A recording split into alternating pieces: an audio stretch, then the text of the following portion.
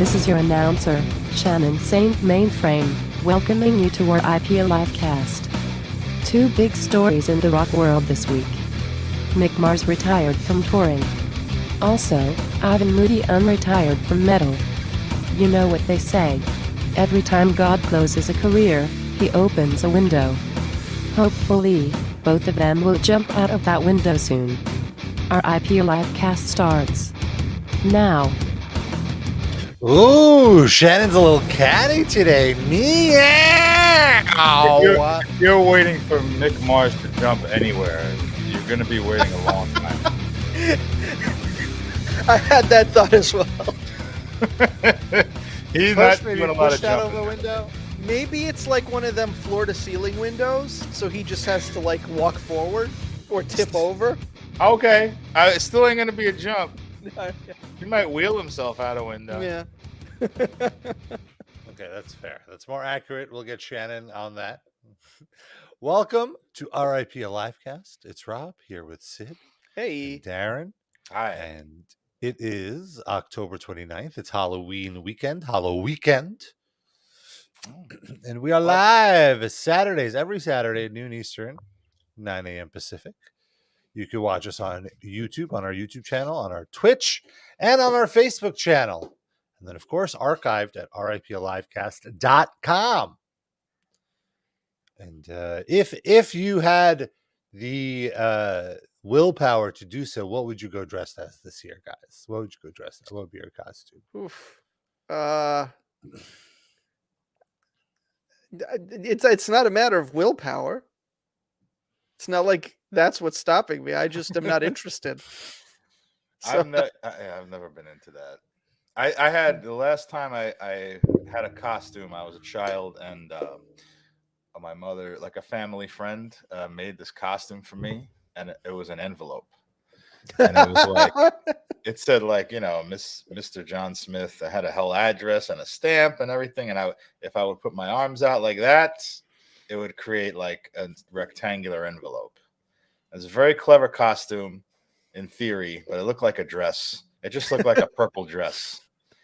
And wait, purple? It was a purple envelope for some reason. Yeah, that's must be just the material she had. I don't know, but Wow. she made it. Had a big hole in it, and I put my head through, and I was an envelope. And it was like on paper that sounds like a good costume, but it just made me look like I was wearing a purple dress, and it kind of put me off of costumes for good, and I haven't gone back. I mean, at least Prince was popular then. You could have said you were like one of the new power generation or something. This might have been before Purple Rain. That's how no. He was around, but I don't think he was in the Okay. collective consciousness that people would say Prince equals purple yet.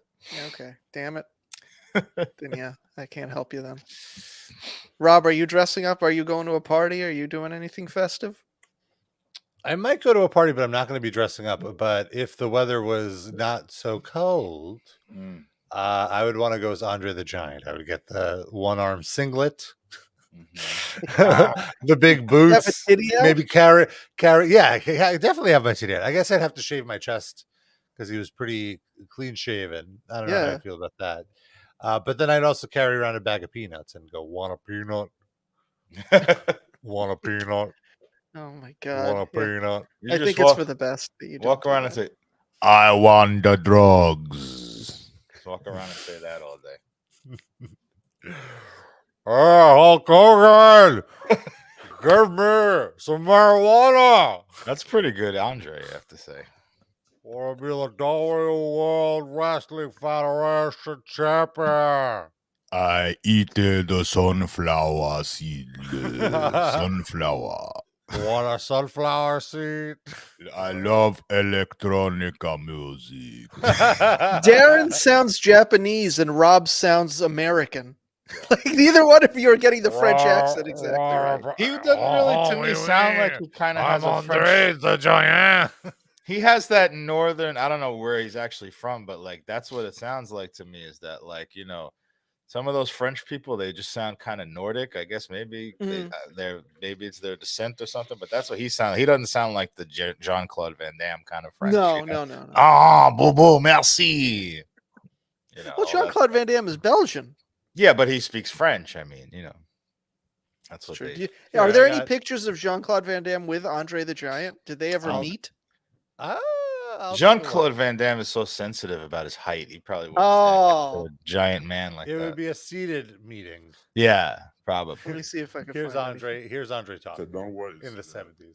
My father was 7'8", so you'll probably be the same size. Yeah. Well, it was 7'8". Yes. Oh my goodness. Did that worry you that you might exceed 7 feet? This juxtaposition with the interviewer. That interviewer looks pretty tall, to be honest. Yeah. Like it. It's just dwarfed by Andre. I have and started to be involved in the sports, and with that, I'm traveling all over the world and make lots of people. I feel like his voice got deeper as he got older. There seems to be a line or a you know what's funny about Andre the Giant is that like he does like there have been other guys who are that tall, you know what I mean? But they look like normal human beings with a little extra height. But he's so beefy. That's the thing that you never see. Like all those guys are usually thinnish, you know? Yeah. You don't see these giant mountain of men that are just also a massive head of hair, just so much of everything. Yeah, just crazy. Well, it was the disease. It's literally a disease. Yeah, acromegaly. You could use his foreskin as a tablecloth, probably for like a big table. Like, just picture it. Have you ever pictured what his privates must have looked like? Yeah, that was a segment in the Andre documentary where they were all kind of speculating, and Ric Flair, of course, being like, "Oh, massive hog." Ric Flair saw it, or he's guessing? No, he saw. I mean, they must have all seen it, right? Aren't wrestlers like in the back naked all the time? Maybe what if Andre the Giant had a pimple down there? Like, what if he had a tiny penis and he was just hiding it all the time?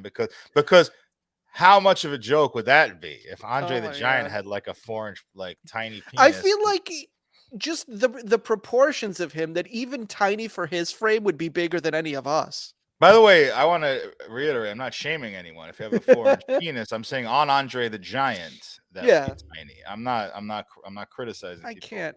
Even if it was 4 inches long, it probably was a foot wide.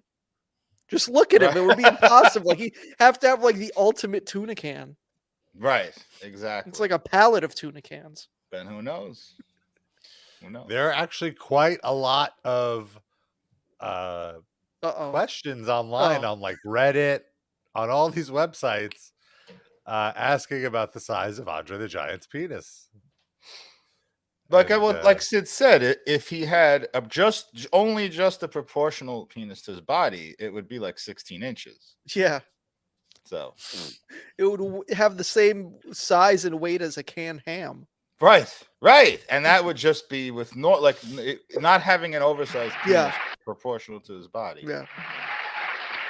Well, here's an interesting image, but I don't know. I don't know if it could be doctored. It could be not. Oh, like a bulge or something. But here's. Zoom in on his crotch. He's a handsome young man. Look at that. Yeah. I feel that is a healthy crotch right there. The man next to him is actually the size of his penis. That is what his penis looks like. That's actually his penis we're looking at. This right here.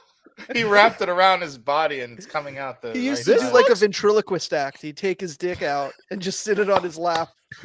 Hey, penis, how do you feel about the weather today?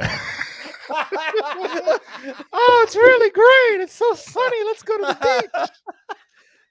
Then he would drink water and piss would come out of the penis. Oh, penis, are you thirsty? Are you thirsty? Yes, I'd love a drink of water. Thank you, Andre. Have some water while I talk, penis. Wow. I mean, that looks like a significant head right there. Don't talk about that man that way. A significant head. Yeah. Well, look, I don't know. I mean, it's just shadow. So who knows? I have a question. So, like, Rob, young Andre, you find him attractive at all?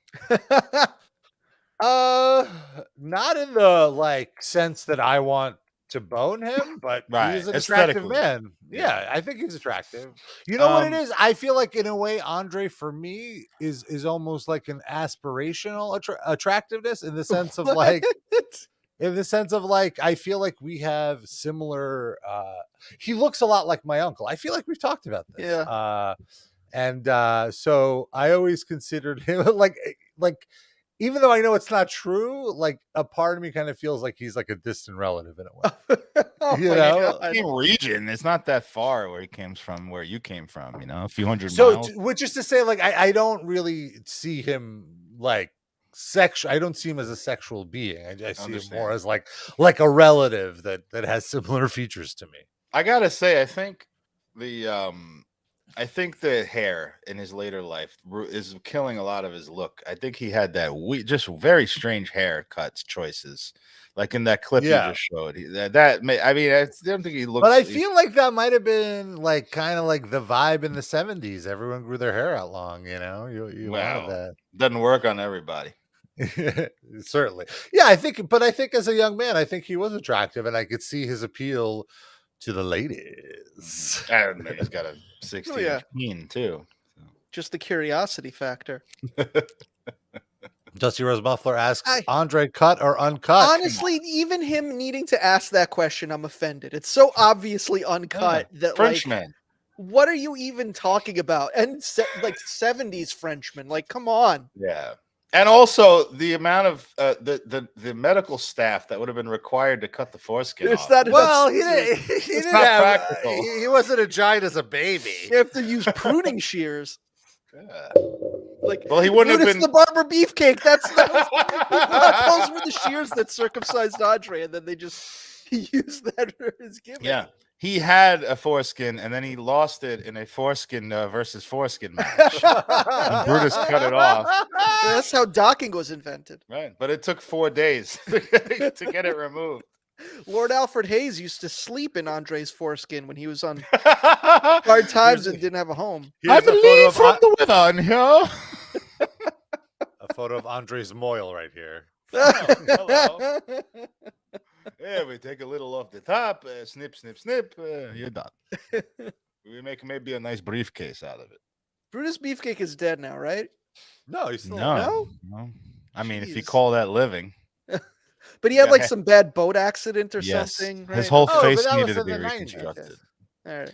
He has like steel plates in his face or something like that. Look at him. Oh. That's not even that recent, I don't think. That's like probably 10 years ago. No. Come on, he's like 70 now. Look at that fanny pack, though. He's older than Hulk Hogan. This is last year. He was severely ill. Oh wow. That picture's last year? No way. Well, it's from a story from last year, so I guess the photo could be. Let me put it this way. I'd be shocked if that's how he looked a year ago. That's way better than I would have predicted. And not that he looks good, but that's what my thought was, you know. There's that photo of him and Greg Valentine smoking pot. Let's see if I can find it.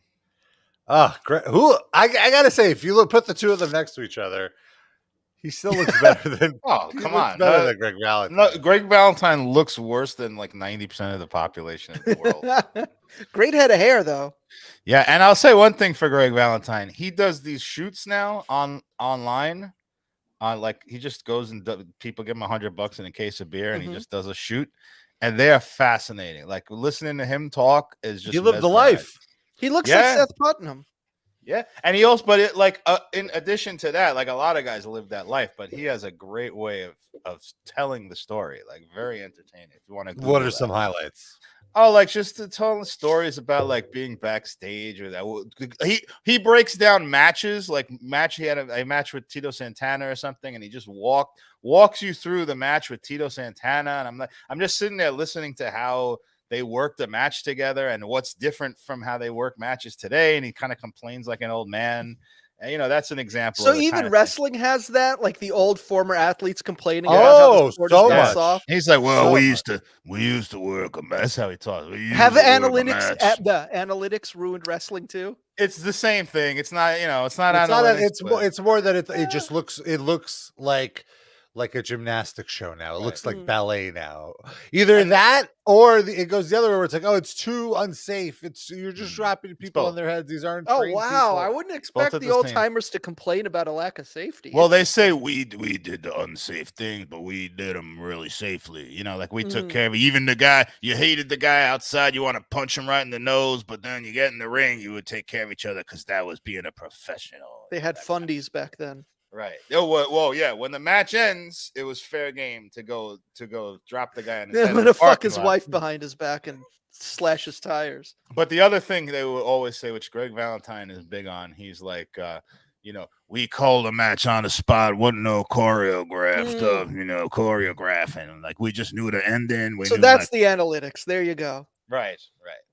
They let the players control it. There wasn't any nerd in the front office who never got in the ring telling us how to do the match. Exactly. Oh, well, I mean, that's the biggest criticism of WWE, that it's over-scripted, actually, that they don't let that, which I agree with, actually. But the thing is, though, I agree with that, but WWE does choreograph things down to the letter a lot of the time, but like other types of wrestling, they still complain about those.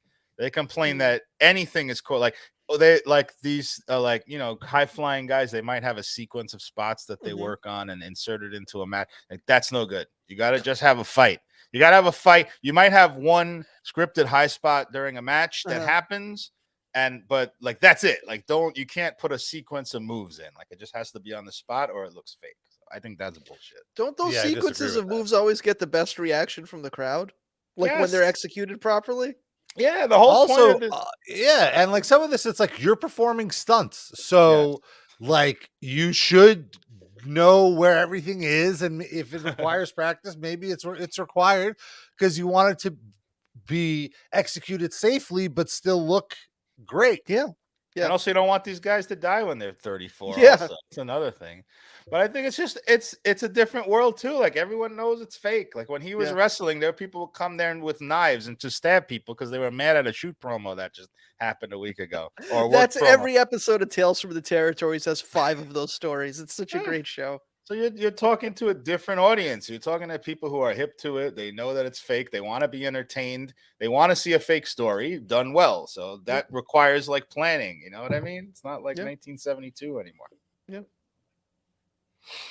I was, Darren and I went to a wrestling show yesterday, a New Japan show here in Manhattan in Times Square. And it was so interesting. We were so up close that I could actually see like the ring that they were using. And it was kind of, no offense, New Japan, but it was a little sloppily put together where I just like when you pulled the ring skirt, you could see all it is a plank of wood on essentially like a giant raised bed frame, let's say, and then a plank of wood about this, and then like maybe a 5-inch foam topper. So that's all the padding that you're dropping each other on wood with 5 inches of padding. How much is it usually? I don't know what the comparison. No, that's how is. much it is. Oh, so you're not okay.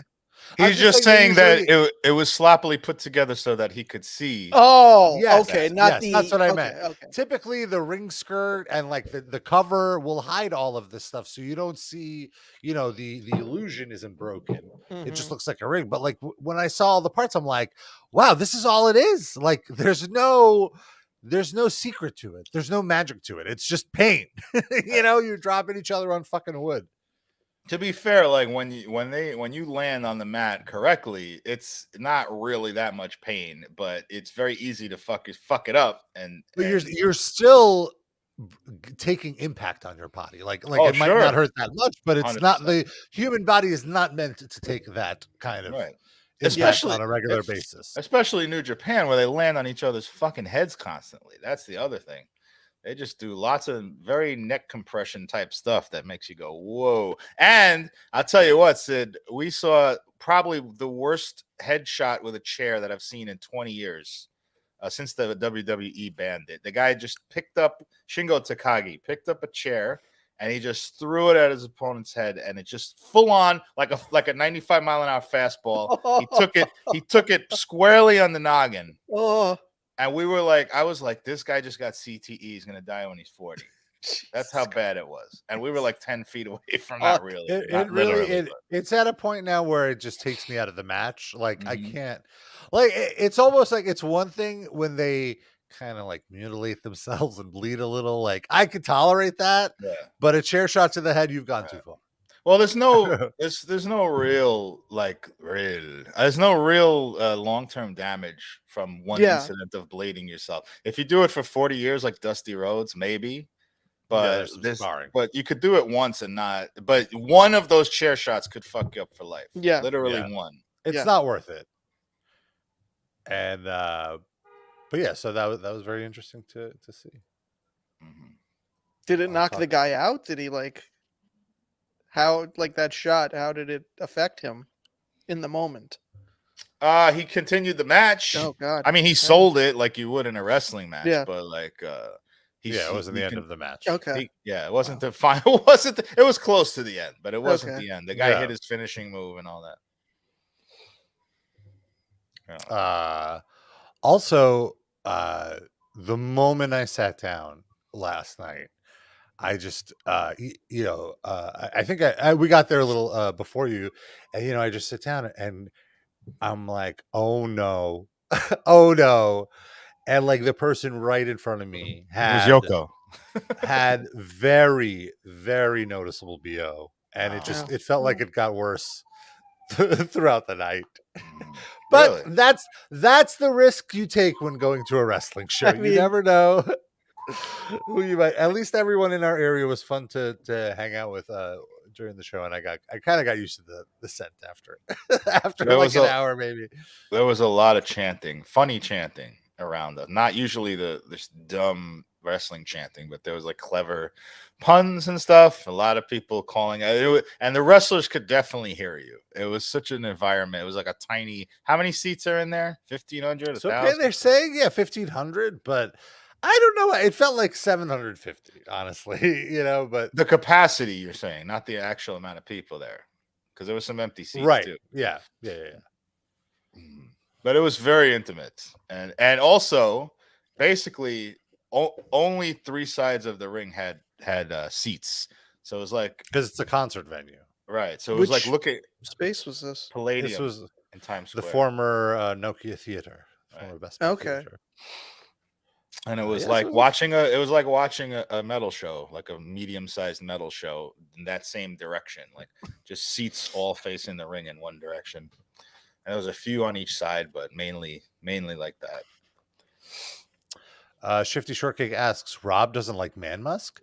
I feel like I like it. It's got to be good musk. And also there's a point. It's to a point. Eventually it's like, you got to shower. A little musk isn't bad. A little saltiness. Sure. So like one day, man goes one day without showering. He does mild activity. You okay with that? I guess it depends. Some people have much harsher musk than others. I can tolerate certain musk more than others, but this was stinging the nostrils. Have you ever loved them? I'm going to tell my story after this. But I want your answer first. Have you ever loved the man's musk so much that you asked him not to shower for like a day? Maybe. I've had someone ask me to do that, but no, I have not. Did you do it? I prefer. Sure, I don't care. But I prefer the freshly showered scent. That's more appealing. Like an Irish Spring. Sure. Dial. What's your preferred? Well, not Irish Spring, because Irish Spring is like a very cheap soap. I like a nice like perhaps a shea butter kind of scent, or just like a moisturized scent. It's nice. It makes me feel more comfortable with the rimming aspect, because it's like, it's a clean situation here. I don't have to go in wondering. Right. You take the uncertainty out of it. I get it. Mm-hmm. I was involved with a woman when I was in college. The first time. I'm in college again now, but when I was in my early 20s, and she is a goddamnest thing. Like if she didn't take a shower for like one day, let's say, it just happened. Like sometimes you're running around, whatever, and she just smelled like phenomenal. Her natural scent was just like, I suppose if she went after that, it would probably start to stink. But she had natural woman musk that was just enhanced by a little bit of sweat, which I've never experienced before. And also most women, like, I don't want to paint with a broad brush, but they're very obsessive. Painting broads with a brush. Yeah. Hey, watch it, buddy. Shock jock. But most women I've known just immediately run to go in the shower. So they always smell like soap and fragrances and stuff. But sometimes that natural female scent is very, very attractive. So I understand that the man musk thing on your end. Mm-hmm. No pun intended. Let's see what else we got here. All right, let's move along. Oh yeah, so Mick Mars announced he's retiring at the top of the show. Can I answer a question that was put to me here by El Duderino? He said, "Darren, was it that same girl you hooked up with that had an almost mustache between her tits?" Let me correct one thing. It was basically a mustache. It was like a little caterpillar between her tits. Yeah, I told this on the air because clearly El Duderino remembered that. But I was not in a relationship with this person. I met her, and we began fooling around. And the first time that I had basically had her shirt off, it was in the dark, and I discovered this by feel, not by seeing it. There was just a bit of hair there, and it felt like a little caterpillar. And then it turned out that she had some sort of like facial type hair, but it was between her cleavage, and it was very off-putting. That's a very good throwback reference to remember that. It must be years ago that I told that one. Then no, it was not her. Although she didn't smell bad at all, but she had no other issues except for that, which was disappointing. She was pretty attractive. Shifty Shortcake asked, "Did you twirl it?" I did not. I was very put off by that whole situation. Like I don't know if you guys have ever had this experience, but a girl does not have any like visible facial hair, but when you start kissing her, you feel there's a little facial hair there, like you feel it even though it's not prominent. That's very off-putting to me. I just don't like hair. I don't even like it really on myself. I don't like body hair, so I'm not like trying to shame any women. Shave? Do I shave? Yeah. Can't you see my face? Of course I shave. No, I mean like not just like you said, you don't like body hair. Do you shave your body? I do it. I do if it's like the summer, I shave my chest sometimes or my underarms. But that's I don't like the feel of it, and I'm too lazy to do it in the winter, so I just kind of leave it. I don't like how it looks. Do you nair it? What do you? No, I don't go crazy like that. I just have the same clippers I use on my head. Okay. I give it the once over. I don't go like insane with it. But it's also a laziness thing because it's very hard to get all the hair off for me. I have I wouldn't say I have a lot of hair. I think Rob has more hair than me, but I have probably like a 6 out of 10 hairy. Everyone's getting really. I'll field all these questions. Did her choach have hair? I did not get that far with her, or I didn't pursue it after that. It really put me off a lot. Like I didn't pursue anything else with her. And I think Deuterino, there's some typos in what he said. I didn't understand what that meant. I think he means her tits shed like a dog, but it says her tots sheed like a dog. Yeah, I don't know. I mean, I don't know. And by the way, if there's any women out there that do have this issue, I don't want to make you feel bad. Like I personally don't like body hair. It doesn't mean there's something wrong with having that. I don't want to shame anybody. It's just a turn off to me. Even if she had hairy legs, it'd be a turn off to me. But other people may find that attractive. So please don't feel bad about yourself. I bet Andre the Giant was into it because he's French. Yes, and uncut penises. I think Andre ever had a homosexual tryst with any of his roster mates? Probably. Yeah, the 70s. I could see it. Again, 70s, French. Worldly. I mean, the man needed to get off. He didn't care if it was a man or woman sucking that dick. The curiosity factor. Right. I don't know that I'd hook up with him, but I'd be very curious to see what it looked like just for like sociology and anthropology and my own psychology. Pat Patterson, maybe. Oh, yeah. Maybe that was like the initiation. Like, come on, I'll buy you a case of beer. All right, I guess anything once I will try. Let's do it. Come on, Pat. I'm the top, though. You could probably fuck Andre in the ass and he wouldn't even feel it. Like his asshole would been like a fucking tire. But that's the problem, is that his asshole is like the Lincoln Tunnel, and just naturally. Yeah, like you would need like an 11-inch penis just to get in there. You need a semi. Just grind against one like section of it. You need an easy pass to get in there. You might never come out. It's like Andre hooked up with 3 dudes and they all got lost up his ass. They were never seen again. You need ways to get out of that asshole. Oh, Andre. Do not speak ill of the dead.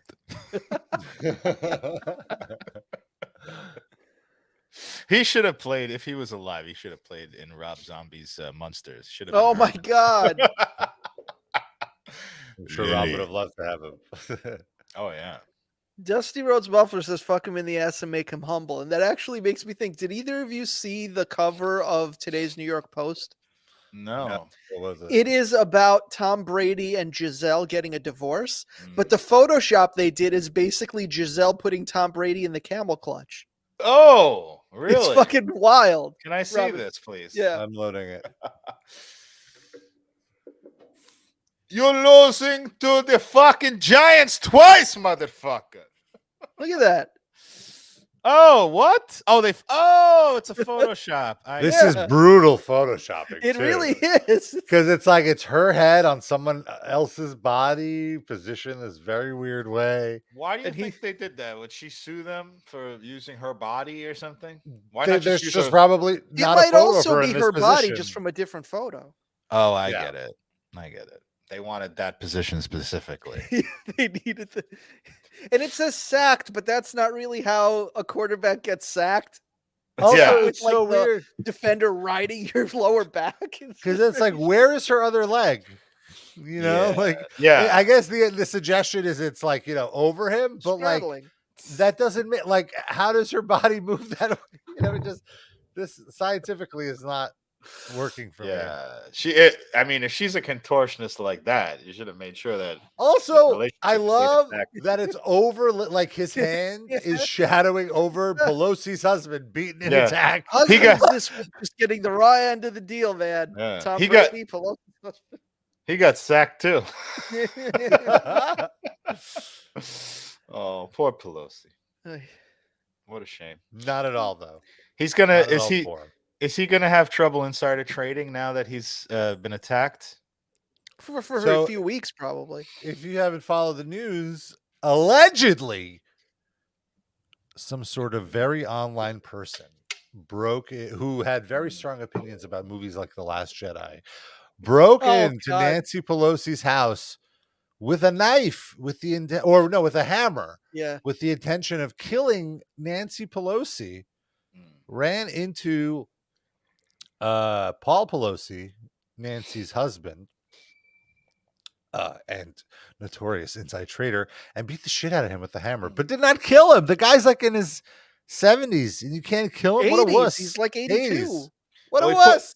He put down the hammer mid strike because he was on Reddit doing a post about Star Wars. Unfortunately. Oh, there you go. Yeah. Nope, just evil. Oh, nope, just evil. It's a review of the new Andor episode. Hammer smash Pelosi. I like it. Dusty Rose Muffler. Invader 1 attacked Pelosi's son. Invader 1, if you don't know, is the guy that killed Bruder Brody. Bruiser Brody. Oh, Bruder Brody. Yeah. Bruder Pelosi. Bruder Brody. Bruder Brody. I'm going to kill you with a hammer. You can put 14 hammers in my asshole and it will not even feel I have a giant asshole. Bruiser Brody! Bruiser Brody! Can we do that? No, we're live, pal. You got to keep going. Bruiser Brody! You buy me drinks, maybe I think about fucking you. All right. I did Pat Patterson. He was very sweet to me. So yeah, the two stories at the top of the show. Mick Mars finally said, "Boys, enough is enough. I don't want to do this anymore. The money isn't worth the extreme pain I'm going through night in and night out." And I'm sure they realized of listening to Vince Neil, or some other. Well, to say nothing of the emotional scarring, just the physical pain of just touring. Touring is hard. Traveling is difficult. It's strenuous. I feel like it is not. I feel it's almost. Nobody really talks about how hard it's so hard to travel. It's so hard. I want to read something Dusty said. Pepe can fill in for Mick Mars. Pepe's a drummer. Pepe does not play the... Pepe would fill in for Tommy Lee if he was old and decrepit. Or broke his ribs again falling down the stairs with chicken wings. So John 5, Rob Zombie's former guitarist, and an RIP Livecast alumni is going to be doing the guitar work. So it's interesting how they say that Mick Mars has retired from touring. So he's still in the band, although they're not making any new music probably and not doing anything other than touring. But maybe he'll still show up for public appearances. Yeah. Wow. I don't know. I guess it doesn't matter who's in. It's all about the brand. And have you seen Mick Mars? Like, you can just really put a cardboard stand-up cutout for a public appearance. I mean, it can't play instruments, but if you're just doing an appearance, it's the same experience. Exactly. They should Krang him. Just cut off his head and put it attach it to some automaton's body, and he could walk around and hold the guitar. There you go. You got Mick Mars. Then plant him in somebody's stomach like Quato. Yeah. Total Recall. Now that could work. Dig up Razzle's body. Oh. Razzle was a drummer though. Oh. But it's just a body. Yeah. It's Mick Mars's muscle memory would be implanted. But would he have the finger muscles? Would Razzle have the finger muscles? And also, his body's pretty decrepit now. Andy McCoy would be very upset if they dig up Razzle. First, you kill the fucking wrestler. Now you grave robbing the fucking wrestler. Imagine if fucking Mick Mars, upon making this decision, called Andy McCoy and said, "You're the only one who can replace me." Oh my God! And then Andy is very conflicted because this is huge for his career, but these are his arch nemesis. He has to take weeks to think it over. He finally calls Mick back and says, "You know what? I'll do it." And Mick says, "Psych," and just hangs up. Oh, see, I thought he would do it and then just totally sabotage the show, crash the tour bus. Yeah, and end up being the only one who dies from the accident. Just strikes Nikki Sixx with 7 needles worth of heroin. Who's gonna save you now, punk? I'm not. No, that's the thing. He would sneak all that heroin onto the bus and wait for them to fall asleep to inject them. But then he'd get bored and just do all the heroin himself. He'd never get the chance. My 30-year plan is almost complete. Oh, wait, I think I'll just do the fucking heroin. Fuck it. Fuck it. That's pretty believable, though. I believe it. And the other half of the intro was this revelation that Ivan Moody is not retiring. I told you. Didn't I say this is bullshit? Yeah. All right. It wasn't even a week, and he's walking it back. If you didn't watch or listen to us last week, he basically said that he's going to do one more album with the band and then fuck off and retire. And then his makers, they were like, Ivan. His makers? That's right. The people who made him. Band together. Yeah. His puppet masters? Yeah, exactly. His George Soros's. His handlers. They were like, Ivan. So he what was that voice you just did? Ivan. That's what his maker sounds like. Okay, Kanye. He did a Q&A, and he said, "No, I'm not leaving. I wanted to let you know. I really sat back the last few days and took it all in. And I first off want to apologize. I do. I apologize. I apologize because music's all I've got. And I don't think for one, my kids would respect me in the long run if I quit doing what I got. If I stopped working so I could spend more time with them, they would get to know me better and not they would not forgive. Yeah, they wouldn't forgive me. Wait, I love that he's like, music's all I've got.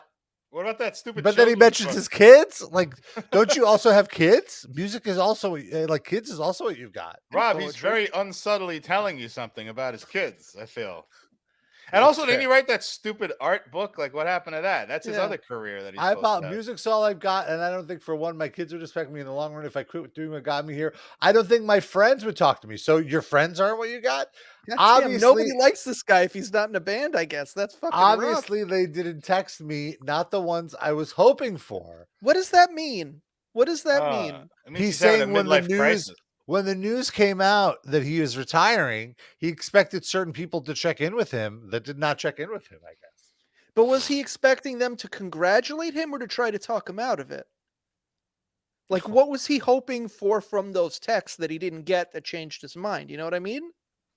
Right. I think because I'm guessing to congratulate him, like, hey, you're more than music, blah, blah, blah. I love you no matter what. Instead, he's saying, like what we're assuming, which is, like Tutorino, music in a walk-in closet full of affliction shirts is all he's got. Well, that's all the kids are going to inherit. He's not giving them any fucking money, so that's why they don't want to talk to him. A garage full of boxes of those poetry books. Yeah. Unsold. Return and Rockstar energy drink. It's all flat now because it's been sitting there for years. Worthless.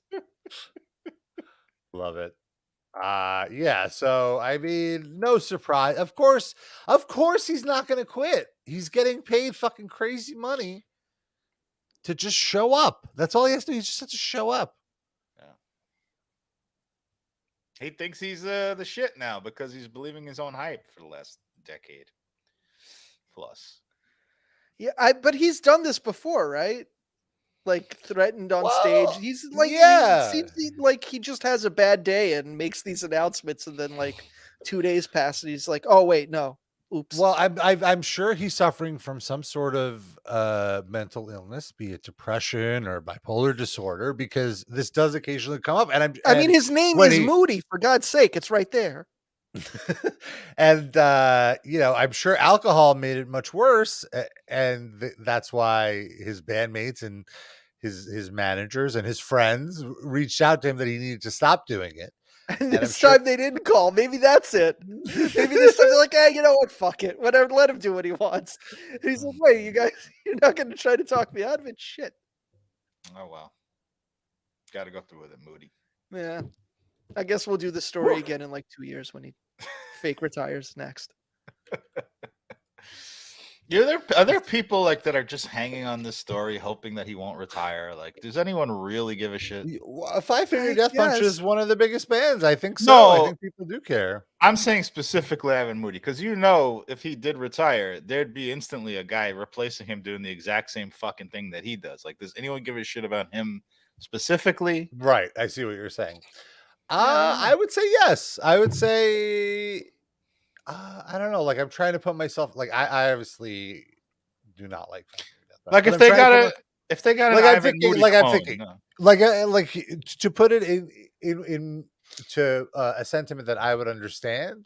Like, if when I was in college and Limp Bizkit was my favorite band, right? And then like you're saying like, oh, does it need Fred Durst? Yeah, that's like, different. I gotta object to that, because Fred Durst, while I'm not a proponent of Fred Durst's music in any way, nor do I think he's talented, he has a distinctive sound. Like, we can all agree on that. Like, if you're listening to Fred Durst do something, you say immediately, that's Fred Durst.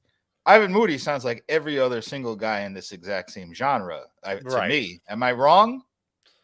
No, it's a fair judgment. I get what you're saying. Like, but I feel like to their fans, they probably don't feel that way. They probably feel like he has a unique voice, Maybe so, or a unique personality that they want to, that they wouldn't want to be out of the band.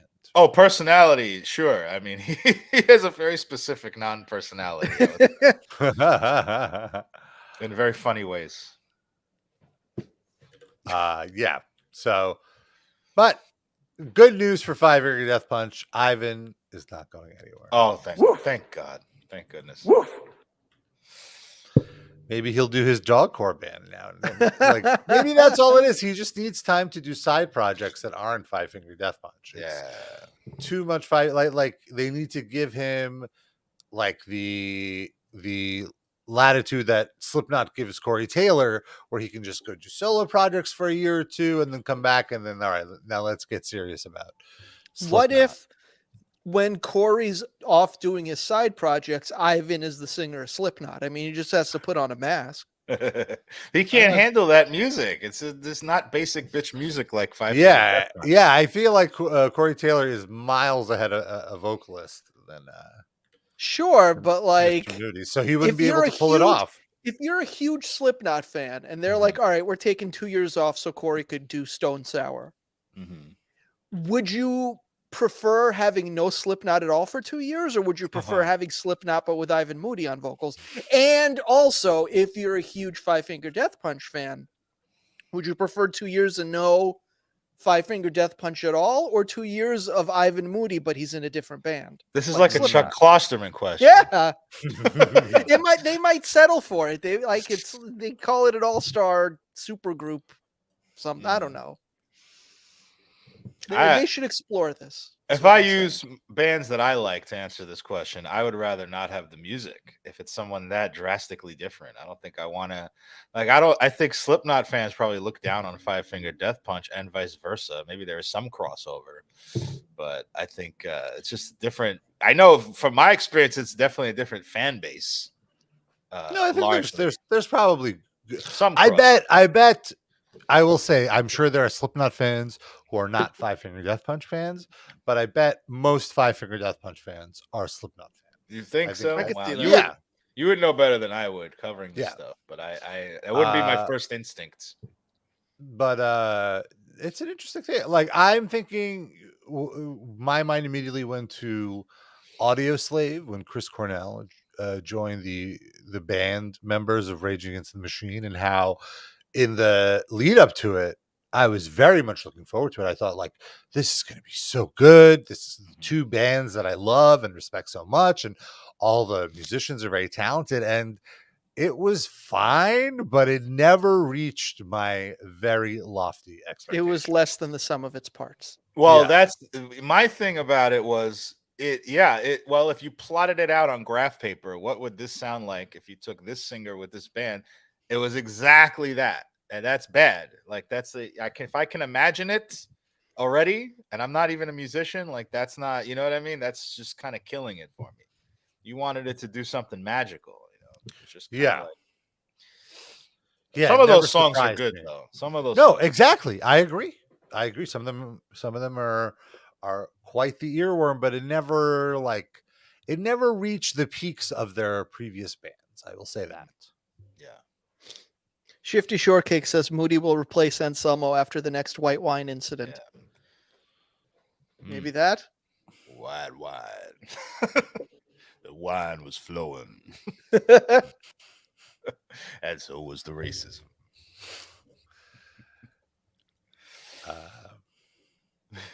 There's a lot of white wine at the Capitol 2 years ago. There was a lot of whining by white people. Yes. Well, speaking of white people, that could be an alternate title for this podcast.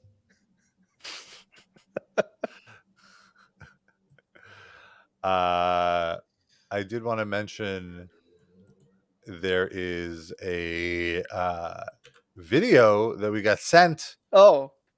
By who sent this, Sydney? Hold on, the Undersnaker tweeted it at us. Oh, the Undersnaker. Yes. Bless you, Undersnaker. First of all, great Twitter handle. And Jake the Undersnaker. Oh, Jake this. Oh, I get it. Like Jake the Snake, but Jake the Undersnaker. Okay. And this band is incredible. The band is Grave Danger. Loading the video now. One word, apparently. Grave Danger. Because there's a Grave Danger that's a ska band. So I had trouble finding the correct Facebook page for the correct band. Was there an underscore of some kind? No, just one word, Grave Danger. Here we go. First of all, before we even listen to a note, look at this fucking guitarist. Like chunky sideburns that look like wings going reaching nearly his chin. It is Thor. It's a Thor mullet, but dark brown. It's like if Thor had a son with Dweezil Zappa. If anybody knows what Dweezil Zappa looks like. And also the cheapest, illest fitting pleather pants I've ever seen. Like, he clearly a size too small or too big. I can't, like, in some parts of the body, some parts of it's like it's too small, and some parts it's baggy. So I don't understand how that's possible. And he's also says he was in the Freebirds. He's also holding the guitar like he's in high school music class too. That's good point. It's like up around his rib cage, like kind of. Deuterino says he must be neighbors with these people because he knows where that video is shot. Yeah, the power plants in the background are in Huntington Beach. So yeah, what a backdrop for a video. Let's hear a few seconds of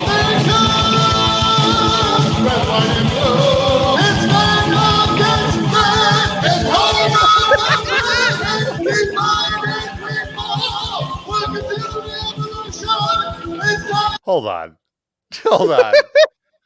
What was this? Like, I love that there's a second angle shot in a bunker. Like, where are they? With one light?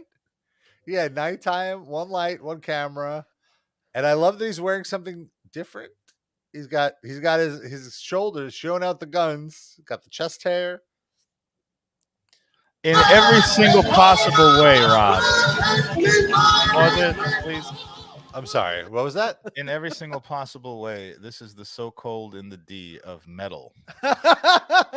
Yes. He's not on the meter. Oh my god. Poorly shot. Bad lip syncing. We love it. Shifty Shortcake says that drummer looks like he's regretting his life choices, hiding his face and shit. And from this angle, I have to ask Rob, is that Pepe? No. It could be. I think he's above this now. He does like to work a lot, though. Yeah. Wow, it really does look like it. Same beanie. These vocals are like the melody. Like when he's doing the second, the second vocal, the backing vocals. I swear, I was like, Darren, are you playing a sound effect? Like, like I was like, what's going on?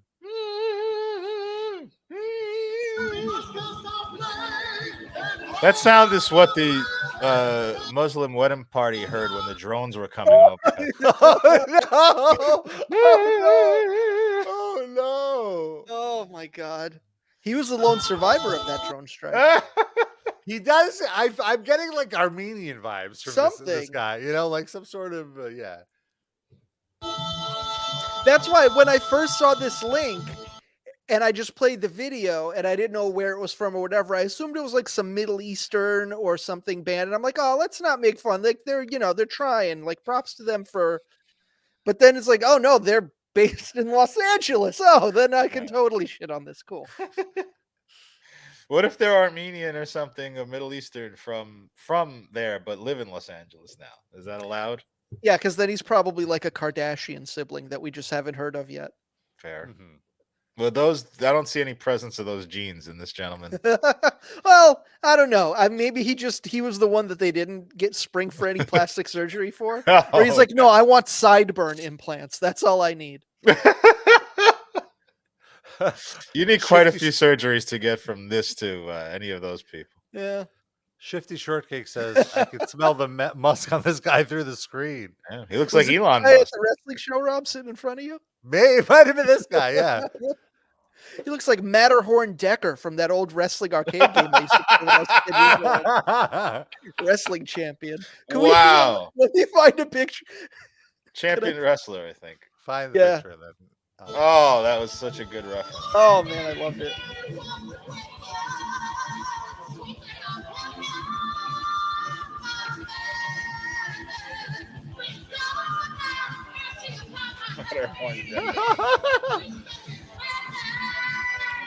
I put the link in our group chat, Rob, so you can. I'll load it in a second. Since you said that, and also mentioning Matterhorn, which is a mountain, I started thinking of Man Mountain Rock.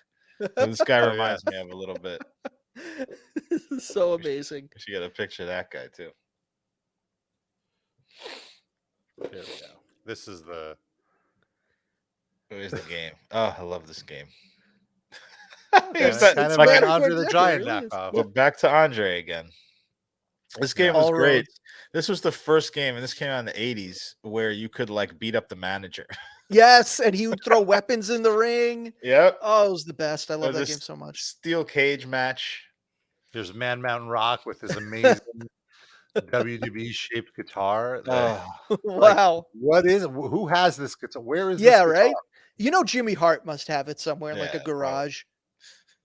It's got to be hidden. They'll get sued if anyone ever sees it because of the WWF logo. Oh, there it is. Some guy has it. Oh, he bought it. Yeah, I mean, you can make a custom one. Oh, is that the Angry Video Game Nerd? Does he have it? No, this guy has a wrestling YouTube channel. Oh, okay. Anyway, enough Man Mountain Rock for tonight. Let's see. So wait, there's also a Facebook page for this. Yes. Band. So the Facebook URL is Mace Thrusters. That must have been their previous name. What a terrible name! Look at this. First of all, do you throw? Oh, they mean the ancient medieval mace? I guess. Yeah, they must. You don't throw that either. Don't you hit people with it? You thrust it.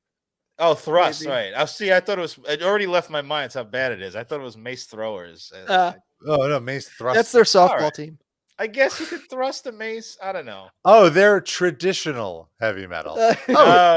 Good news. Grave Danger is now available for gigs in the Los Angeles, Long Beach, Orange County area. Deuterino should book them to play his wedding. Probably mad cheap. Yeah, but they're all irradiated from being next to that power plant. You don't want them in your bar mitzvah. They'll show up glowing. Traditional heavy metal. Definitely when I listen to them, I think traditional. Do you think they ever played with Russian Max's band? Remember? The Mongolian hater. Yeah. We miss you, Max. Where have you been? Yeah. Do you still listen to us? Let us know. Email us, raplivecast@gmail.com. Deuterino, do you know where this is? this back alley where they took this photo? It's like a freeway access road somewhere. This looks like a Suicidal Tendencies album cover now. It really does. Even the backwards hat he's got. Yeah. Are there any more video links or anything? Let's see. Oh. War Cry.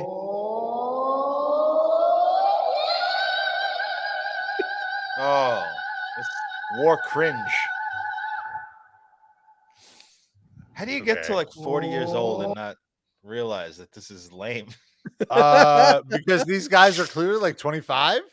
You think they're 25? Yeah. That guy looks pushing. He looks 40, like no. I think it's just the look. Okay, maybe. They're in the studio. Oh, can't wait for new music. Grave danger. Those graves are in a lot of danger. Well, look, in their logo, they separate the words. Did you see that? Yeah. Oh, yeah. There's a mace in between them. There you go. There's where the mace comes in. It was thrust into the logo. Yeah. Here's footage of Grave Danger performing with Possessed. Performing with means performing before. Like they weren't on the same stage.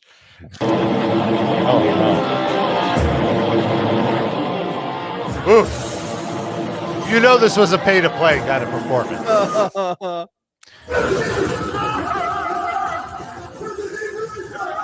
Oh. Sid, can that band you were talking about, Grave Danger, sue them, please, so they can stop making music? Do we want to listen to the ska band Grave Danger and just do a comparison of who deserves to keep the name? Yes. Who's good enough to keep the name?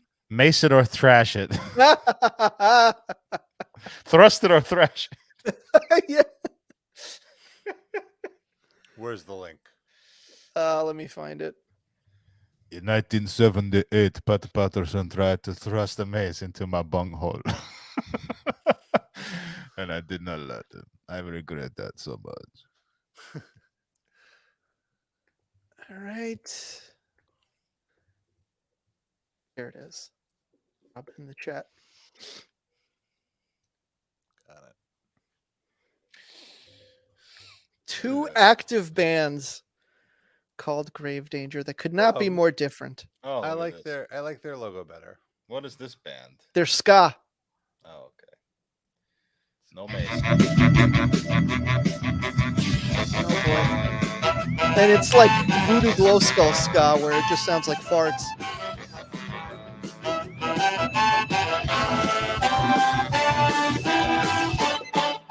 Oh, that guy was on The Walking Dead. Yeah. Don't let me catch you for a decal.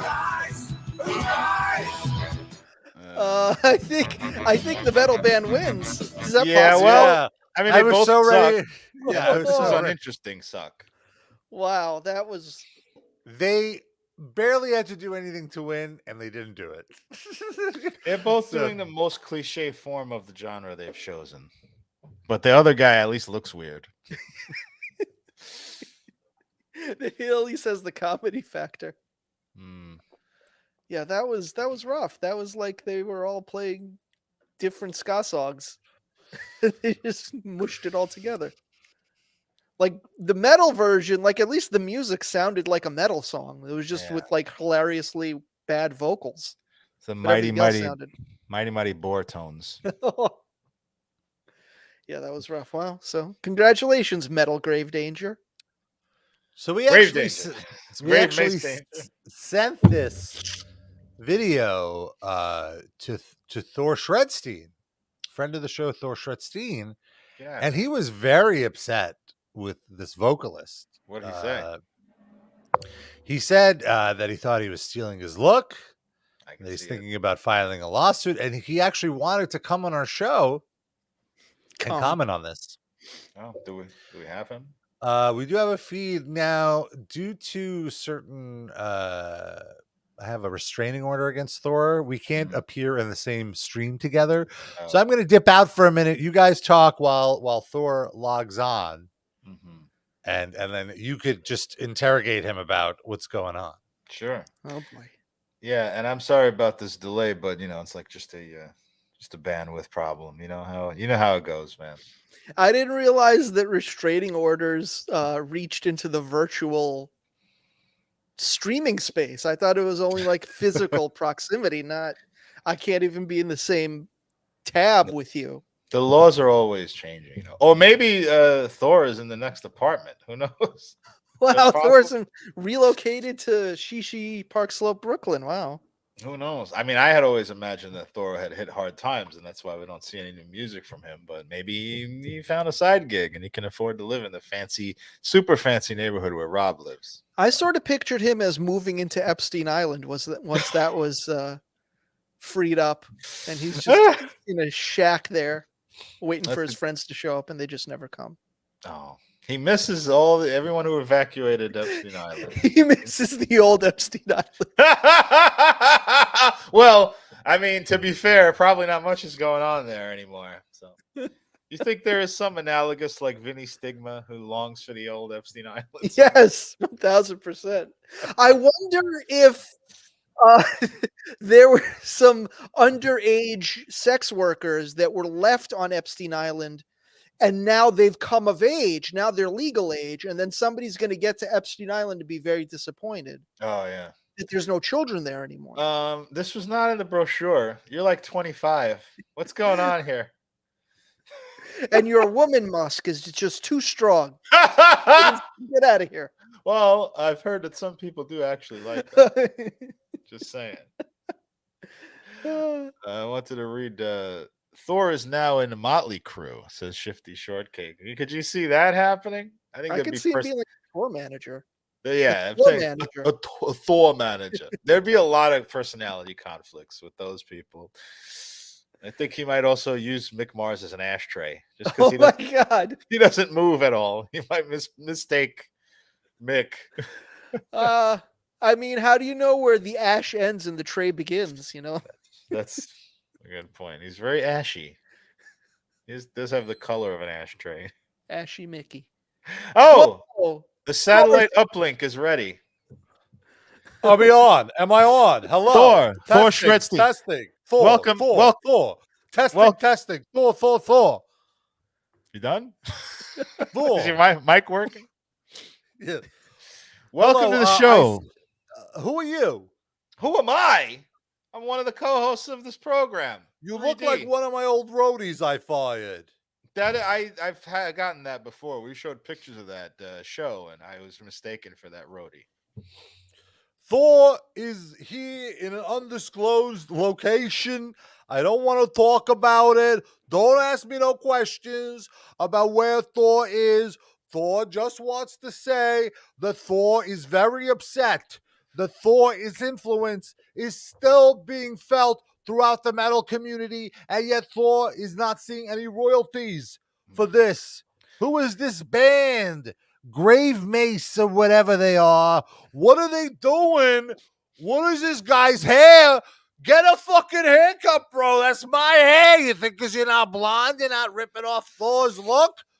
Just because Thor has been underground working on Thor's new opus, Chinese Thormocracy, doesn't give you the right to steal Thor's look. Do you hear me? Am I being heard? Is this thing on? 1, 2. Checking. Mike. Thor. Thor, I got to ask you now. First of all, shocking reveal that you're working on new music, which I want to hear all about. But I'm very surprised with how pro-America you are that you would put China into your name of your album. Well, it's a concept album, Darren.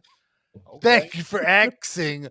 I've been working on it. With everything going on in the world today, all the geopolitical mess we find ourselves in. Turmoil. Yes, that's actually the first track of the album, Turmoil. I didn't realize you were such a big fan, Sid, it says. I'm on Thorchan. I know all the inside info on you get on Thorchan. Don't you remember Sid bought a cameo and you played him one track because you would play a little bit of a track just like Dave Mustaine does. You were at a NASCAR race. That's right. Thor and Dave Mustaine, we have the same jiu-jitsu coach. The difference is that Dave goes for coaching and Thor goes because he has good coke. So anyway, actually, that's not a difference. We both go because he has good coke. Let's be honest. No, that's not true at all. I know Thor doesn't need another lawsuit right now. But as I was saying, Chinese Thormocracy is about Thor Shredsteen being a political diplomat going to China, killing Kim Jong-un, and restoring democracy in China. Did I get that right? Yeah, that sounds. I mean, not only do I kill Kim Jong-un, I kill Winnie the Pooh as well. There are no political leaders left in China, and then Thor is the leader, and Thor says, "No, I will not be a dictator, but you got to do what I say." Oh, that sounds. That's heartwarming. Actually, you gotta do what I say and be a democracy and vote for a democracy. And if they say no, Thor, we like socialism, we like communism, I say no. Thor is here because you do not need dictators. You need to listen to what Thor has to say. Oh, okay. So how do you feel about like U.S. democracy and what's going on here? U.S. democracy, Darren, is that what you said? That is what I said, yes. U.S. democracy is dead. Uh-huh. Okay, I don't want to get too far into it.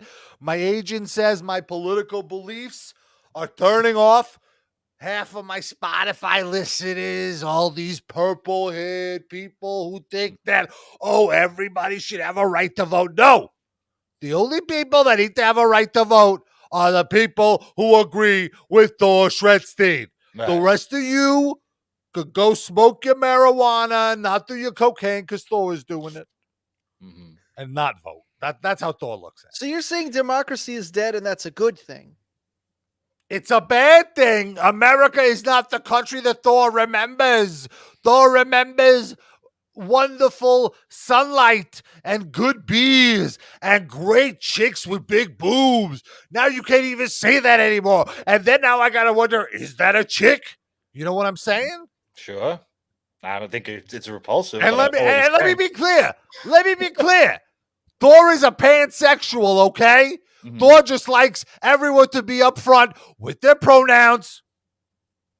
Mm-hmm. And what are your pronouns, Thor? My pronouns are Thor. Oh, okay. What are you talking about? Come on, Sid. When you say it says right here in my little graphic, Thor. When you say he, him, Thor. Pansexual, are you talking about that scandal where you were caught on video with a girl that you groomed jerking off into a frying pan, or is that something different? Look. Yes. Thor is not a fan of kink shaming. Yes, I like having sex with pans. But so what? Mm-hmm. What we do in the privacy of our own bunkers is our own business. And look, Thor is a good friend. Thor is a friend to friends who agree with Thor. You know, I've been talking to John Schaefer for so long. He has been opening up my third eye. Is he in the bunker with you?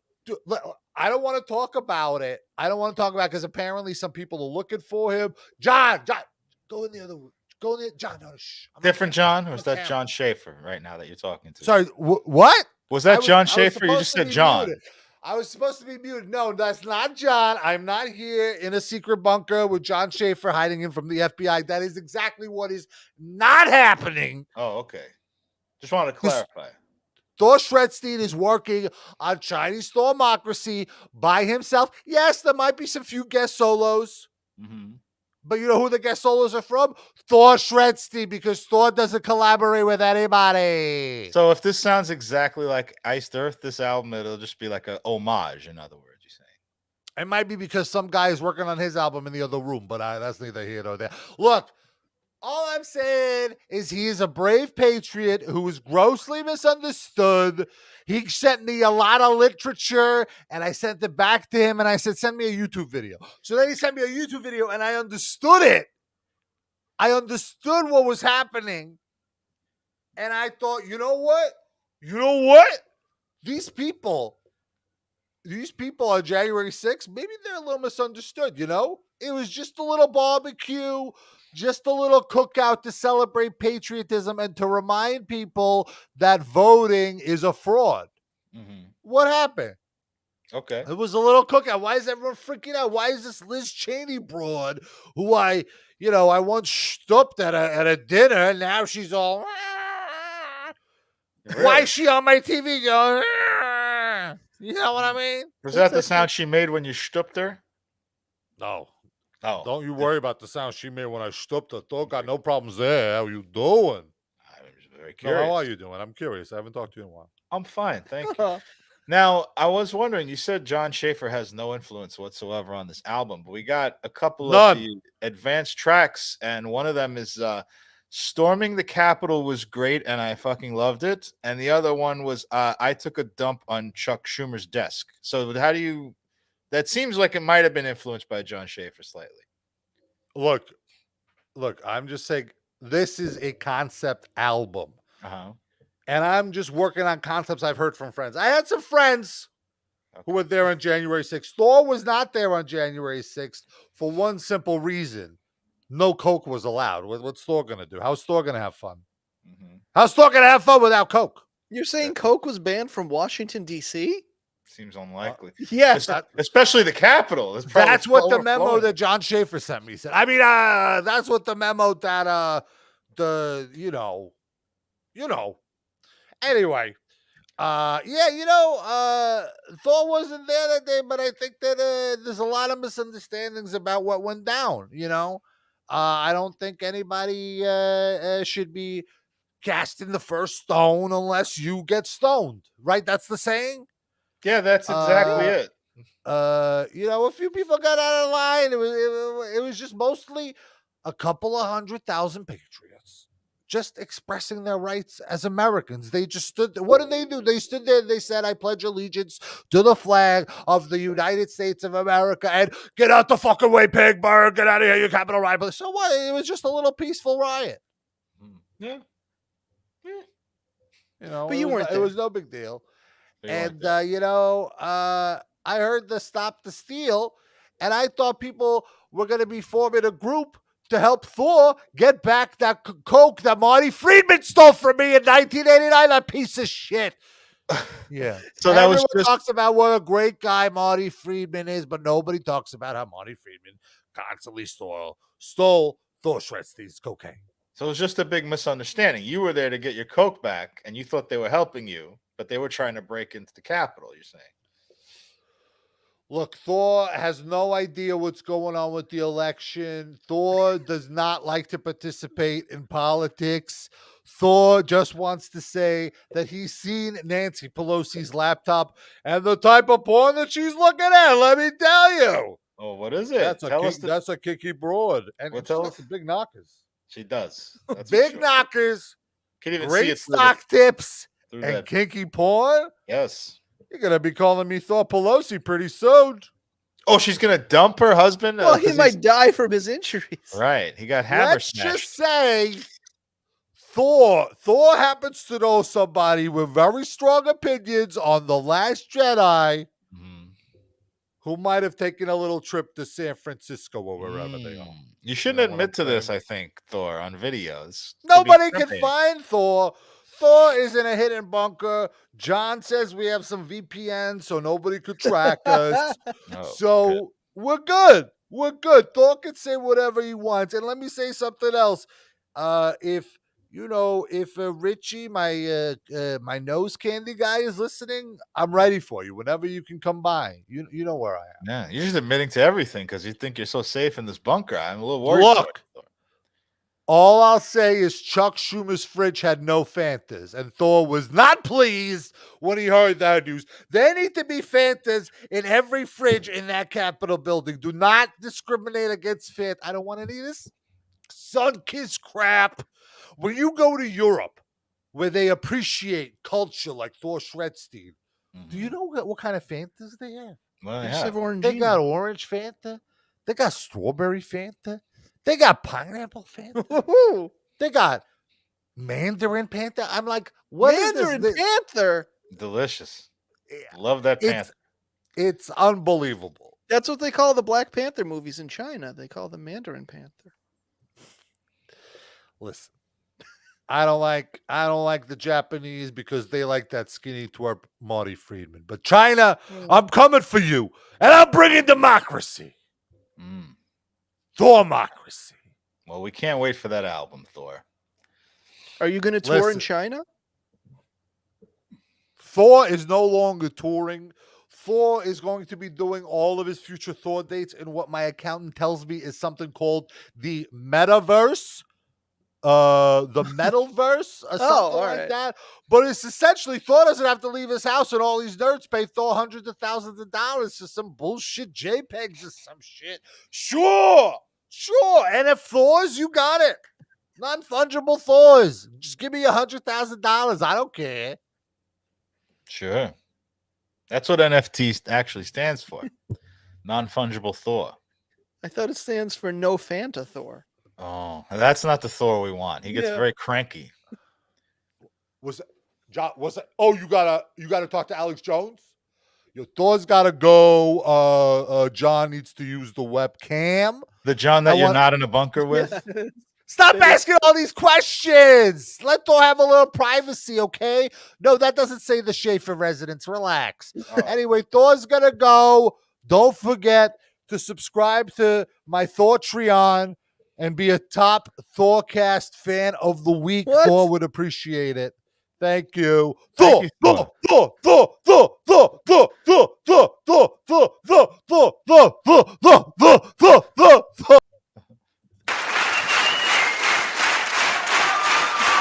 Thank you, Thor Shredsteen, for joining us. That was great. He forgot to promote his Substack. Oh, that's right. Oh, we should get him back on one day. Oh well, he's got a lot to worry about right now. Yeah. Wow. That was something. He apparently thinks that Kim Jong-un is the ruler of China. I mean, he visits there sometimes. Maybe he's just thinking 2 birds, 1 stone. He'll go during a visit and he'll knock both of them out. I might be giving a little too much credit to Thor Shredsteen. That's sort of the story of Thor. Well, He's Thor just giving too much credit. Thor also thinks that Team America World Police was a documentary. So that's That's why he thinks they're all marionettes. He can beat them up so easily. Yeah, that's all it is. Let's go. I could do that. We should have never sent those marionette soldiers over. That was the problem. See, they shouldn't have put fire with fire. They should have sent real people. The thing is, marionettes burn very easily. Oh, Rob's back. Hey. Welcome, Rob. Oh, what did I miss? Well, Thor was on. It was a very enlightening interview. He has a new album coming out. Or he's working on it, I guess. Oh, that's big news. It's called Chinese Thormocracy. Yeah. Oh, I thought he didn't like China because it wasn't a democracy. Well, it's about him invading China and taking out Kim Jong-un, the ruler of China. Oh, Yes. I mean, according to Thor, it could be an alternate reality scenario in his music. What if Kim Jong-un was a Chinese? You know those what if stories. It's like the Marvel series on Disney. Yeah. Oh, Yes. yeah. Yes. Exactly. Yes. WandaVision. What if but Thor? Don't get Thor started on Disney Plus. You can't watch a second of it because of the other Thor in there. You know. Right. Oh, I thought because they fired Gina Carano. Well, him and Gina go way back. She allowed him to stay in one of his bunkers for a while. I heard That was his original MMA teacher. She got too big. Oh, he does jujitsu now too. Yeah. Yeah. Wow, I with missed Dave. a lot. With Dave Mustaine. Right. All right, let's talk about our Spotify playlist. Every week, we each pick a song on a playlist we call the RAPL Livecast Music Break. Early on in the show's history, we would actually have music breaks where we played actual songs. Before all this copyright infringement stuff got all serious, we were like, okay, we should probably stop playing these tracks on our podcast, but we still want to highlight some music, so we do it on the Spotify playlist. And this week, I picked a classic Nightwish song, one of my favorite Nightwish songs, and I'm honestly not too hot on Nightwish. Sometimes it could be a little too cheesy with the power metal, but They this sound song- like that guy from Grave Danger looks. but talented, like with musical skill, If you say so, because sure. this song is so catchy. And this song, whoever was working the soundboards at the New Japan shows the last 2 nights that we went to, again, before you got there, Darren, was blasting this song so loud right before the matches started both nights, and it's been stuck in my head all night because the hook is very infectious. Was it Noah? She touring with New Japan?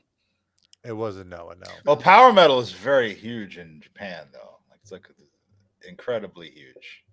So probably I don't know who the soundboard guy was, or if they bring him on the tour, or if it was just someone from the venue. But if it was someone affiliated with New Japan, I would believe it. A lot of these guys that come out to the ring, their music is like some degree of power metal. Makes sense. So, Darren, what did you pick? Well, before I get into what I picked, I wanted to say that I was shocked that you didn't pick 808 State because this is another in a long-running series of me suggesting a band I've never heard but only knew the name of due to like 10 years of working in record stores when I was younger. And I say, I think that's electronica. Rob, you might like it. And it's like the third in a row that I've suggested, and Rob actually wound up liking it. Yeah, I actually really like it. I've been listening to it a lot this weekend. I'll pick a song next week. I just this one in particular, just because of how much it stood out for me. No, I understand. The New Japan show. I wasn't criticizing you, but I really did get into 808 Say. It's a great band. They have a huge catalog. I mean, they're just basically two producers, so they do a ton of remixes and stuff. So there's a lot to dive into. But I went immediately to the old shit. I'm glad you enjoyed it. It's pretty timeless. So yeah, that was great. So what did you pick? Well, we're almost through October. Blessedly, we don't have to sit through any more Halloween shit. And I love it. Over. By the time the next show airs, we'll be into November. So thank goodness for that. And to close it out, I actually picked a Halloween relevant song, just so to kind of commemorate the fact that we're done with this bullshit. And my song is by. What is the bullshit? I don't understand. It's fun. It's not a little whimsy. God forbid a little. But it's better than Thanksgiving or Christmas stuff. I hate that shit. I like Thanksgiving. Has great food, at least. Spooky and goth. Thanksgiving has great food. Christmas, I feel like, it's a sort of a time to get in touch with people that you may like that you don't see very often. It's Halloween, and people act nicer to each other, I feel, during Christmas time, which I like. But Halloween is just grown people acting like children, so I'm not really a big fan of it. I'm you, Darren. I do. Thank you, Sid. But I do love the No Fun Police is out in full force tonight. But I love it's not because it's not fun. I don't feel like I think they feel forced and socially obligated to do it. Like I think you feel that way, but a lot of people are plenty of fun. The train wearing devil horns and you're like 31 years old. Like, just stop already. Like, you got your whole ass out. You're sitting in rat shit. Mm-hmm. Really, that person's problem is they should just be taking an Uber. Okay. Yeah. Well, that's one of their problems. But anyway, I do love this song. That and hepatitis. I fully admit they quote it from sitting in a miniskirt on the train. Yes. Things crawl in there. But this song I do legitimately love, and this is a spooky song. And it's by the great Jonathan Colton. And it's called Re Your Brains. Your brains, like an email subject header. And it's from the perspective of an annoying, like Gary Cole style Office Space boss who has turned into a zombie and is writing emails to his underling, trying to convince him to open the door so that he and the other zombies can eat his brains. And that's the song. And it's very, very well done. And I love it. Nice. Giorino says he wants to dress as Sid's cat next year. That's fine. And just do like a sexy version. Why did you write SIDS on all caps like the disease that afflicts children? I'm assuming it's his mobile autocorrect. Do you write about sudden infant death syndrome so often that it would like convert it to capitals? No, the autocorrect does it immediately. It would do it on my phone as well. It's because you didn't put an apostrophe for SIDS. When I've ever written it's the acronym. When I've ever written SIDS, it did it correctly. Maybe I just have a superior phone. Just saying. It's an Apple autocorrect thing for sure. Yeah, that's definitely a reason it's a superior phone because it doesn't capitalize SIDS. You're totally right there. It's one of the many. That's one of the smaller reasons. Yeah. Sid, what do you got? Well, I realized I've never put a Rancid song on the playlist, and I know that most of the time I would disagree. Some of the songs you put are pretty rancid, and you still haven't. And I realized that like. Most of the time when we've discussed Rancid on the show, it's me shitting on them for what they've become. But at one point, they were arguably the best punk band in the world. And I picked a song from their last truly great album, And Out Come the Wolves. I picked the song Junkie Man because it has a really cool spoken word interlude by Jim Carroll, who is a legend of the old New York, and the movie The Basketball Diaries is based on his book and his life. I think he's no longer with us, if I'm not mistaken. But and he says the title of the album in his spoken word part, and I think that's where they got the title And Out Come the Wolves. And just a great song on a great album. And I sort of reading an interview they did after this album came out sort of signaled the end of them being good because of what they said. They complained that the producer of this album, I don't remember his name, maybe Jerry Finn, something like that. Anyways, he worked them so hard that they never wanted to work with him again because it was just too grueling. And none of their albums afterwards were anywhere near as good. So clearly, like, they needed to be worked that hard to put out their best stuff. And they just didn't really feel like it afterwards. They're like, nah, we're good with being like a 6 out of 10. This 9 out of 10 stuff is too hard. That's such a weird thing to complain about a producer. Usually you hear the opposite, like a lot of like Slipknot complain about Rick Rubin, that he was just never there, and that like when he was there, he didn't really get the band, and they didn't like the feedback that they were giving, and how he was trying to the direction in which he was taking the music.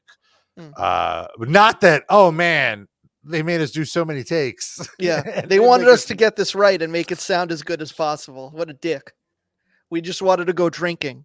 And then the rest of their albums sound like what it sounds like when they spend most of the day drinking instead of rehearsing and doing the takes over and over again. So it's never quite the same, but this album was their peak. Junkie Man, great song on the album. There really isn't a bad song on the album, but this is the one I went with.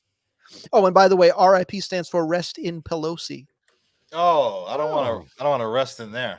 I want to also throw, before we wrap up here, you mentioned producers, and it made me remember a little story about this guy who spoke to my film class this week, who was a visual effects producer who worked on The Irishman, by the way, which is crazy visual effects in it. Was he in charge of the de-aging technology? He was like he was a producer, one of many people who was a producer. So he was like in a supervisory position. In other words, probably a lot of it was to do with working out contracts to get them to the people who actually did the stuff and all that kind of minutia, whatever. But he worked on many things like Extremely Loud and Incredibly Close and Hunger Games and all this stuff. But the one thing I looked in his IMDb, he worked on the second season of Lost. Oh, and this was when he was just starting out. Like, he wasn't really big on Lost. He had a little a little role in VFX on Lost. But I asked him, not a VFX question, but can you please tell me if these motherfuckers had any idea? Did you actually say motherfuckers? I said something disparaging. I don't think I said a vulgar word. I said like these weirdos or something.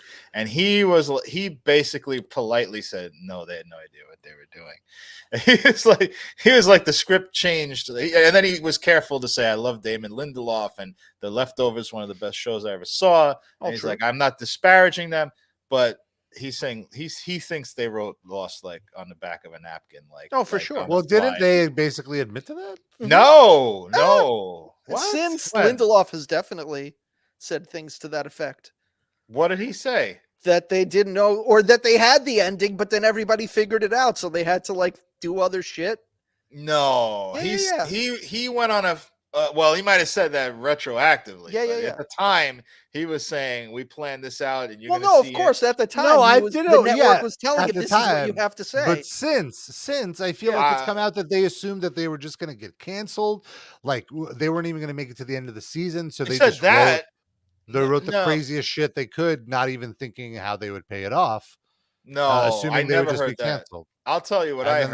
Then they had to like retcon it. That's what you're saying. I think is partially accurate. He said we had an ending in mind, and when the network wanted us to keep producing shows, and they wanted it to go way longer than we wanted it to go, so we had to do a lot of filler, and we did a lot of backgrounds, but we had the ending in mind, and we always had signposts where we were leading to the ending, but we had to throw in a whole bunch of stuff along the way to pad out the show. But he never ever said we just made up bullshit and then we had to figure out a way to wrap it up at the end. I don't remember him. At least I've never come in contact. If you could show me, direct me to that. Well, no, the filler is the made up bullshit.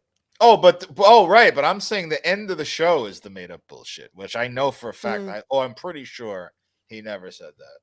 Dusty Rose Muffler said, "From which season was Lost bad?" I can't say. Well, the last season was bad. But the last season.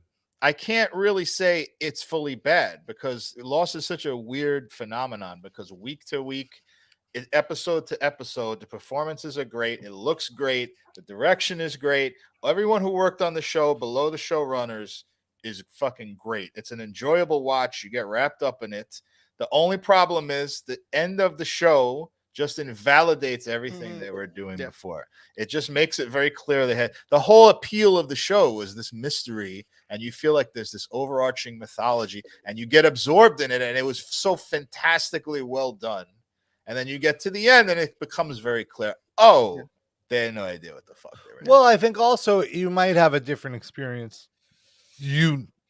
Sorry, not you, Darren, but like the listener, the viewer, if you're watching now without having the week to week internet chatter, and like, oh, is this what this means? You know, like I think part of the reason that it was so disappointing was because of all the expectations that we had being really into the show as super fans, which is not to say that it was a good ending if we didn't have those expectations. It was a bad ending either way, but it just made it more disappointing. So it's a shame they didn't really stick the landing. Maybe if you didn't have like all of these seeds planted in your head of where it could have gone, and you just kind of like watch it through, it might be more bearable. You've said that. You've both said that to me before, and I hate to extend the show longer than we were going to extend it, but I have to push back on that slightly because even if what you're saying might be true, that maybe someone would not be as disappointed with it as we were because we were in it week to week. The fact remains they built the show on answers and mysteries, and every little minutia, every vase in the background of a scene meant something. They made the show that way. And then they knew all along that they were doing this, and they had no reason for what the vase actually meant. They were just throwing shit out. They were just making shit up. And at the end, it's cheapened by the fact that they scribbled a few things that this thing meant that. They were playing backgammon, but it's so very clearly poorly written. And I feel anyone who got into it now, even if they didn't have to wait a week or a year for new episodes to come out, they would, if they're analyzing the show, they will still discover this. They might not feel like they had 6 years of rug pulled out from under them, but I feel like anyone who really paid attention. The reason I say this is because two people have watched the show since it ended and told me it was an enjoyable experience for them, and they didn't like look up the internet hype or whatever, which I was just like, oh, really? Oh, okay, right. Good for you. I believe that. I believe that. But my point I'm saying is the reason they're not as upset at the show is because they're not absorbing all of the show. Like these were things that the showrunners had a podcast every week, 1 hour long, talking about all the shit they were putting in the show, and just you wait, it's gonna pay off so good. But again, this is like stuff the network made them do. Yeah, I don't know. That's also these podcasts. They wanted more content. They're like, you have to do this now. So and I want to mention that those podcasts are no longer available. Smart. You can't find them anywhere. Right, but who would want to listen to that now? But like watching it week to week, you would assume this is part of. They're saying what they're saying here is part of canon. So you have all these, and they lied regularly on that podcast. Okay, and said it was true. This is confirming my point, though. This is confirming my point. The show was made willingly to deceive the audience that things were important. Yeah. I agree. I agree with that point. But I'm saying though, if you watch it now without that context, maybe you might enjoy it. I don't know. I think it just there's too many contradictory things, even without all that extra hype that they were putting in. There's just so many things that have no factor in the end of the show that are incredibly important in the beginning of the show. They just don't factor in at all. It just becomes a different story in the last season. Dusty Rhodes Buffalo asks, which ending was worse, Lost or Game of Thrones? And I have Lost. a hard time. I say Lost. And I'll give you explanation, but you can go, Sid. I don't even like they're both awful in different ways. That's hard true. For me to like Lost. I feel like they made a choice. It was a dumb choice, but it was a choice that they made. And like once they decided that's how the series was going to end, they went all in on that, and it didn't work. But Game of Thrones, I sort of feel like with that last season, like they were like, we don't even care anymore. Let's just end this. There's a fucking Starbucks cup in the shot. There's scenes that are so dark people can't see. Whatever. We don't need to fix it. We just want to go home. And so that lack of giving a fuck at all is somehow more hurtful to me. But they were both bad, just in different ways. That's valid. But let me defend my reasoning. And I want to preface this by saying, in no way am I saying the end of Game of Thrones was good. Yeah. Okay, let's get that out of the way. It was fucking terrible.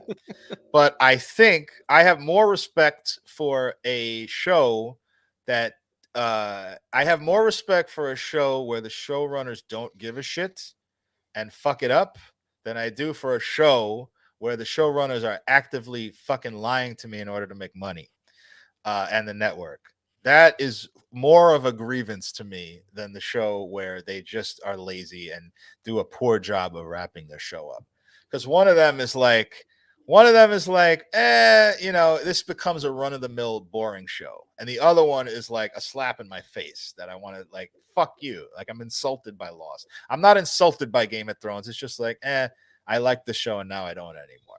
Lost is just a big, they're pissing on you, basically, in my opinion.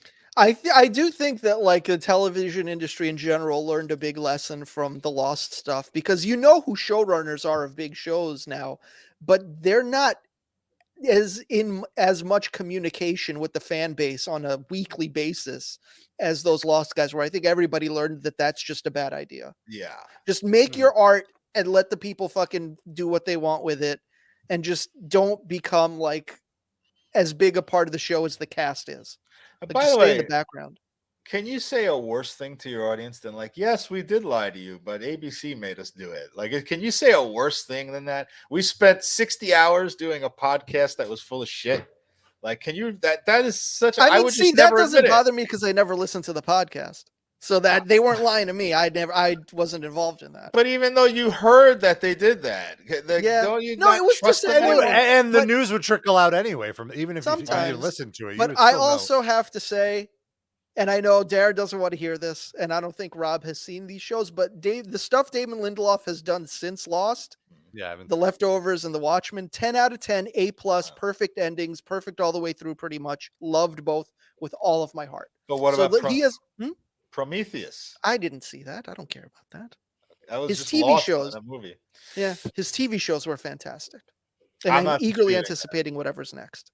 I don't dispute that. That's a fair statement. If you watch it and you enjoyed it, more power to you. I will not watch. That's fair. Let's wrap it up. We did get an email from Israeli guy, but you could always send us an email during the week. Let us know what you think about Lost, about Game of Thrones, which ending you preferred. If you're watching House of the Dragons, I'm not. Darren, are you watching House of the Dragons? I plan to watch it. I'm not put off by Game of Thrones in the way I'm put off by Lost. Colombian Neckbeard says it was surprisingly very good. I've seen all but the last 2 episodes of House of the Dragon, and up to whatever, like episode 8, I thought it was trash. Like it's some of the same issues as Game of Thrones, and just not a single likable character. I've heard that the last 2 episodes were better. I'll see them this week. But up to episode 8, I was just like, this is like Game of Thrones, but I want everyone to die. I heard people say almost that exact same thing. And people that I trust, but I probably will still watch it. But I've just heard it's like fan service for people who just miss Game of Thrones, and there's no real point to it. But like fan service for people who read all the books. Like I'm just a regular Game of Thrones fan. There ain't no fan service in there for me. I don't care about any of these people. Because it's like 200 years before Game of Thrones, and they're talking about stuff that happened, like prophesizing stuff that happens in Game of Thrones. And it's like, well, then I know how this all ends. So what is this? Well, you're not giving anybody compelling in this moment. So like, it really is just like the new HBO executives were like, what is the only thing anyone liked about Game of Thrones? Dragons. So let's have a show with dragons. But what is the show about? Dragons. But does anything happen? Just dragons and some incest. Yeah, that's what everybody liked about Game of Thrones. Dragons and incest. That's it. So just let's have a show that's just that. Can you have the dragon fuck his own brother? Like that could be. We haven't, at least up to where I am up to. I have not seen any dragon fucking yet. Oh, okay. Maybe that's why the show turns around in the last 2 episodes, because it was like a dragon orgy. And when I say when I said fan service, I just meant recreating the world and the aesthetic of the Game of Thrones, and then down to like scenes being too dark and you don't know what's happening. That definitely still happens. I've heard some people say they like it. I just don't get it. Yeah. So, Israeli guy sent us an email and Yes. asked if we could stretch these. Oh no! What is? What are they made of? It looks like truck just nuts for a machine gun. Yeah, it just looks like a truck nuts for What? your machine gun. You know, when you feel like your gun isn't masculine enough, throw some nuts on it. Can it function as a grenade as well? Like you can Or rip like, it does off? it hold bullets or shell casings? Not Like, functional in any way. I don't think so. this is fucking... And it's called a tack It's sack. a tack sack. How much does Bless this it. cost? I don't know. Oh, it even has ball wrinkles too. It's not even just like balls. It's like it's got the authentic wrinkles to it. That is wild. No, it's available in many different colors. All available in police blue. I might have to get this for my brother-in-law. A tack sack is only $33.62. Embrace your masculinity by showing off how ballsy your firearm is. The tack sack is a novelty gun accessory that is sure to stun your opponents to death with laughter even before the bullet hits. Wait, what? What is this copy? Make the person you're about to murder laugh. Yeah. Is this like meant for okay, yes, paintball, perfect maybe? for paintball, airsoft, and Nerf guns. Okay. Yeah. And nerfing an entire village. Yeah. There's a new B in ACAB. Do they have these that you could attach to a drone? Oh no. Last thing So you could look up. you could blow up a wedding and then teabag it. You could teabag the rubble. Well, it depends how low the balls are hanging on your drone. It could teabag it first and then blow detach. it up. Yeah.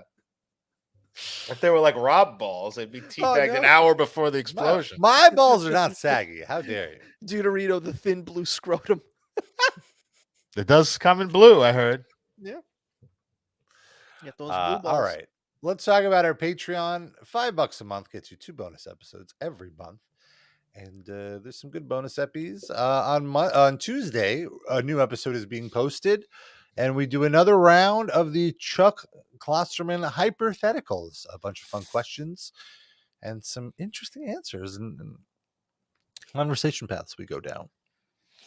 What were our 2 this month, you may ask? Well, we did a roundtable discussion of The Munsters, which, if you haven't seen the new Rob Zombie movie, The Munsters, don't.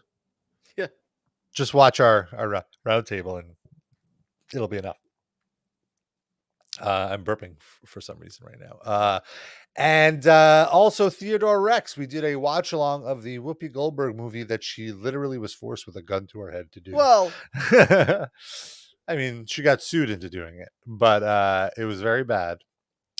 And we had a fun time roasting it. So you can watch that on our Patreon, patreon.com/RIP Livecast. And for $10 a month, you are a top Livecast fan. You get a shout out at the end of the show. And I guess I'll do it as Andre the Giant. Oh, no. I was going to say you should bring Thor back in to read it. I just want to thank Eric and Benjamin for giving me all that beer, and Dan R. stopped Pat Patterson from grabbing my ass, and Sam I am and Mindy Maris. Why do I sound like Gerald Ford? Sound like Dana Carvey's Gerald Ford impersonation. Gerald Sam, Ford, do you mean like I mean, Tom Koppel? Brokaw. Tom Brokaw, that's it. Tom Brokaw, that's right. Yeah. Sam, Sam, I am Mindy Maris Kipper. Get over here and help Andre up. And Jander, I want you to have this peanut. Chasseurs. Oh, yes, from my home country of France. Very nice. And Robert Ganoush, a.k.a. Justin, you don't even give me a little bit of Coke. Wait a minute. Cattle decaf, Andre don't drink no decaf. Andre just drinks wine. Robba Vampiro, no blood, just wine. Hugo likes tacos, Andre likes wine. Lando Danks, Lando Wine. Also liked beer, didn't he? This is just Rob's voice at this point. Look right. Corey and Scotty H. Doug Pigman. Who are you, Douglas Levison? Hey, guys, it's Josh. All right. Yeah, he does. Hey, quick man cometh. He sounds like Vincent D'Onofrio on Men in Black. Would you shut up about the car? Love it. That's our show for this week. Thank you for tuning in. We always love your feedback. RAPLivecast@gmail.com. Also, join us in our Discord. Come hang out with us. We chat all week long. It's fun. You can get the info and the invite at RAPLivecast.com. We will see you back here in November. Bye, everybody.